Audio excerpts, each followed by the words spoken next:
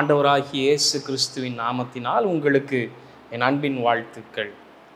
இஸ்ரவேல் ஜனங்கள் பாருங்கள், எகிப்து தேசத்தில் நம்ம வாசிக்கிறோம் வேத புத்தகத்தில் 400 வருஷம் அடிமைகளாக இருந்தாங்களாம். ரொம்ப கொடுமையான ஒரு விஷயந்தான்.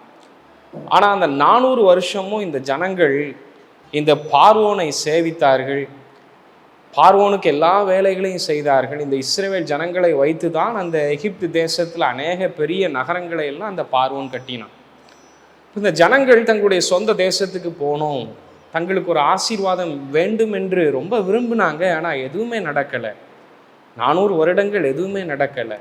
எதுவுமே அவங்க வாழ்க்கையில் நல்லதாக நடக்கலை. அவங்களுக்கு மிகப்பெரிய விருப்பம் இருந்துச்சு, ஏக்கம் இருந்துச்சு, ஆனால் எதுவுமே நடக்கலை.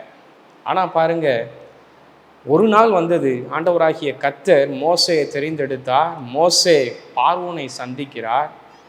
ஒரே நாள், அந்த ஒரு நாளில் முழு இஸ்ரவேல் ஜனங்கள், 400 வருஷம் அடிமையாக இருந்த இஸ்ரவேல் ஜனங்கள் ஒரே நாளில் எகிப்து தேசத்தை விட்டு திரும்பி தங்களுடைய வாக்குத்தத்தம் பண்ணப்பட்ட கானான் தேசத்துக்கு திரும்பி போகிறாங்களாம். ஒரே நாளில் நடந்ததாம்.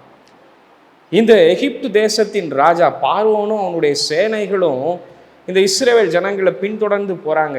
மறுபடியும் அவங்கள அடிமைகளாக மாற்றிக்கொள்ளணும், அவங்கள விடுறதுக்கு எனக்கு விருப்பம் இல்லை, மறுபடியும் அவங்கள பிடித்து கொள்ளணும்னு போகிறாங்க. ஆனால் பாருங்கள், ஒரே நாளில் அந்த முழு பார்வோனின் சேனைகள் கடலில் மூழ்கி போனார்களாம். இந்த இஸ்ரவேல் ஜனங்களை பின்தொடர்ந்து சென்று எல்லாம் ஒரே நாளில் நடந்துச்சு.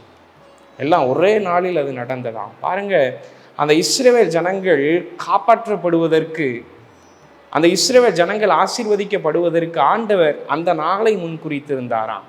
ஒருவேளை நம்ம வாழ்க்கையில் ஒரு பெரிய கேள்வி இருக்கலாம், என்னுடைய வாழ்க்கையில் ஆசீர்வாதம் இல்லை, நான் செய்கின்ற காரியம் சரியாக நடக்கலையே, என்னைக்கு எனக்கு ஆசீர்வாதம் நீங்கள் நினைக்கலாம். உங்களுக்கென்று ஒரு நாள் இருக்கிறது.